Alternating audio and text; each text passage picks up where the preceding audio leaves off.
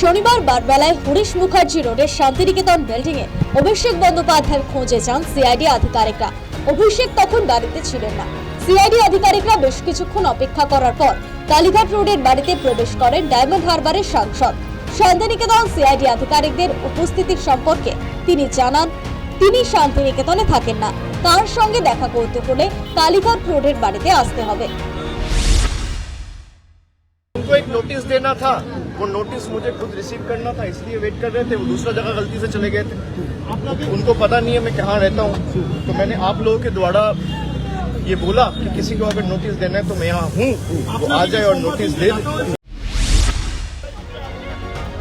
এরপর সিআইডি আধিকারিকরা কালীঘাট রোডের বাড়িতে আসেন, সেখানেই তার হাতে নোটিশ তুলে দেওয়া হয়।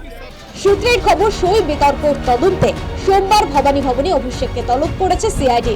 নোটিশ গ্রহণ করার পর অভিষেক জানান, নোটিশে কি আছে তা তিনি জানেন না, তবে আইনি পথেই এর মোকাবিলা করবেন বলে জানান। যা উপযুক্ত ব্যবস্থা আমি আমার আইনজীবীর সাথে কথা বলবো, তারা যে পরামর্শ দেবে, এবং আমার তো লোকানোর কিছু নেই। আমি বিগত দিনেও যখন আমাকে ইডি, সিবিআই, এমনকি দিল্লিতেও ডেকেছে, আমি সবসময় তদন্তে সহযোগিতা করেছি, কোঅপারেট করেছি। আমি সব মিলিয়ে কিছু না হলেও প্রায় 10 থেকে 12 বার দিল্লি, কলকাতা মিলিয়ে এদের কাছে অ্যাপিয়ার করেছি। আমি তো কোথাও পালিয়ে যাইনি। কালীঘাট রোডের বাড়ির সামনে থেকে অভিষেক শুভেন্দু অধিকারের বিরুদ্ধে দুর্নীতির অভিযোগ আনেন। অভিষেক অভিযোগ করেন, যারা তৃণমূলকে চোর বলেন তাদেরই ক্যামেরার সামনে টাকা নিতে দেখা গেছে।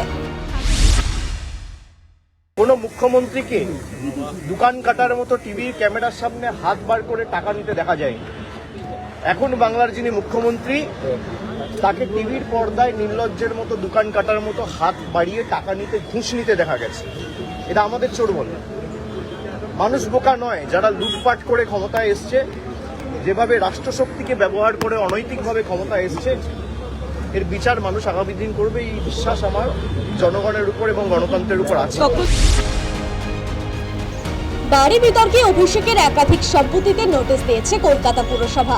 গরু পাচার মামলা, শিক্ষক নিয়োগ দুর্নীতি মামলায় একাধিকবার অভিষেককে তলব করেছে কেন্দ্রীয় এজেন্সি। অভিষেক সেই প্রসঙ্গ টেনে এনে বলেন, তিনি মাথা নোয়াবেন না। আমি বিগত দিনেও আমাকে যখন ইডি, সিবিআই ডেকেছিল, আমি তো কোথাও পালিয়ে যাই। আমি তো ঘাট বাঁচাতে অন্য রাজনৈতিক দলের সাথে যাইনি। দিল্লির কাছে মাথা নত করার আগে আমাদের মৃত্যু ভালো। আরে ক্ষমতা থাকলে গ্রেফতার করে নিয়ে যান। আপনি কি ভাবেন আমাকে? স্যার, আমি আইনত লড়বো, আপনি ফলস কেসে ইমপ্লিকেট করে আমাকে গ্রেফতার করুন।